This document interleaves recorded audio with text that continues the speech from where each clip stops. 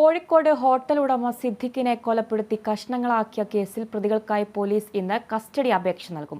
കസ്റ്റഡിയിൽ വാങ്ങിയ ശേഷം കൊലപാതകം നടന്ന കോഴിക്കോട്ടെ ഹോട്ടലിലടക്കം പ്രതികളെ എത്തിച്ച് തെളിവെടുപ്പ് നടത്താനാണ് അന്വേഷണ സംഘത്തിന്റെ തീരുമാനം. കേസിലെ മുഖ്യപ്രതികളായ സിദ്ദിഖിന്റെ ഹോട്ടലിലെ ജീവനക്കാരനായിരുന്ന ഷിബിലി, കൂട്ടാളികളായ ഫർഹാന, ആഷിഖ് എന്നിവരെ കഴിഞ്ഞ ദിവസം Malappuram Tirur first class judicial magistrate കോടതി റിമാൻഡ് ചെയ്തിരുന്നു.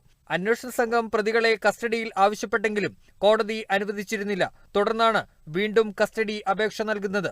പ്രതികളെ കസ്റ്റഡിയിൽ വാങ്ങി ചോദ്യം ചെയ്യുന്നതിലൂടെ കൊലപാതകവുമായി ബന്ധപ്പെട്ട കൂടുതൽ തെളിവുകൾ ലഭിക്കുമെന്ന പ്രതീക്ഷയിലാണ് അന്വേഷണ സംഘം.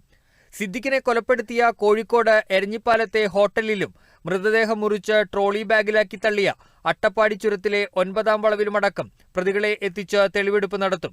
കഴിഞ്ഞ ദിവസം നടത്തിയ തെളിവെടുപ്പിൽ സിദ്ദിഖിന്റെ 2 ATM കാർഡുകൾ, ആധാർ കാർഡ്, വസ്ത്രത്തിന്റെ ഒരു ഭാഗം, ശരീരം മുറിക്കാൻ ഉപയോഗിച്ച ഇലക്ട്രിക് കട്ടർ എന്നിവ കണ്ടെത്തിയിരുന്നു. പെരിന്തൽമണ്ണ ചിരട്ടമലയിൽ നിന്നാണ് ഇവ കണ്ടെത്തിയത്. ഹണി ട്രാപ്പാണ് കൊലപാതകത്തിന് കാരണമെന്നാണ് പോലീസ് കണ്ടെത്തൽ. നഗ്നനാക്കി ഫോട്ടോയെടുക്കാനുള്ള ശ്രമം എതിർത്തതോടെ പ്രതികൾ സിദ്ദിഖിനെ കൊലപ്പെടുത്തുകയായിരുന്നു. തുടർന്ന് മൃതദേഹം ഇലക്ട്രിക് കട്ടർ ഉപയോഗിച്ച് മുറിച്ച് 2 കഷ്ണങ്ങളാക്കി ട്രോളി ബാഗിലാക്കി അട്ടപ്പാടി ചുരത്തിൽ തള്ളുകയായിരുന്നു. Kerala vision news, Malappuram.